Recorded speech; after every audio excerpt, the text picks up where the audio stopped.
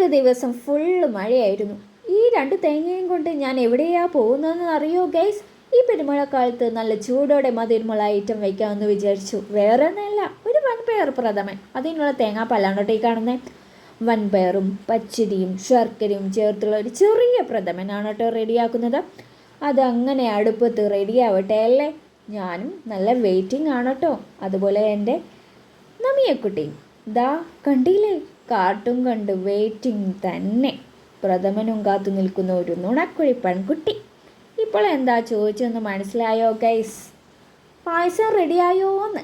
അങ്ങനെ ഞങ്ങളുടെ പ്രഥമനും റെഡിയായി കേട്ടോ. അമ്മ ഇതെല്ലാവർക്കും ആയിട്ട് വിളമ്പുന്നുണ്ടേ. അങ്ങനെ പ്രഥമൻ്റെ മണമെല്ലാം അടിച്ച് വന്ന ഒരാൾ, ആര്? എൻ്റെ നുണക്കുഴി പെൺകുട്ടി. പ്രഥമനും എടുത്തുകൊണ്ട് കഴിച്ച് നോക്കിയേ ഉള്ളൂ. നല്ല ചൂട്. നാവ് പൊള്ളിയോ എന്തോ. സൂപ്പർ എന്ന് പറഞ്ഞതിന് പകരം വവ്വെന്നാണല്ലോ പറഞ്ഞത്. നാവ് പൊള്ളിയെന്നാന്ന് തോന്നുന്നു കേട്ടോ. ഇനി ഞാനും ഒന്ന് ട്രൈ ചെയ്ത് നോക്കാം. സൂപ്പർ. പിന്നെ കുറച്ച് കഴിഞ്ഞ് ഒരു ചൂട് കട്ടൻ ചായയും. അപ്പോൾ അത്രയേ ഉള്ളൂ ഗൈസ്. എൻ്റെ ചാനൽ ഒന്ന് സബ്സ്ക്രൈബും ലൈക്കും ഷെയറും ഒന്നും ചെയ്യണേ. ബൈ.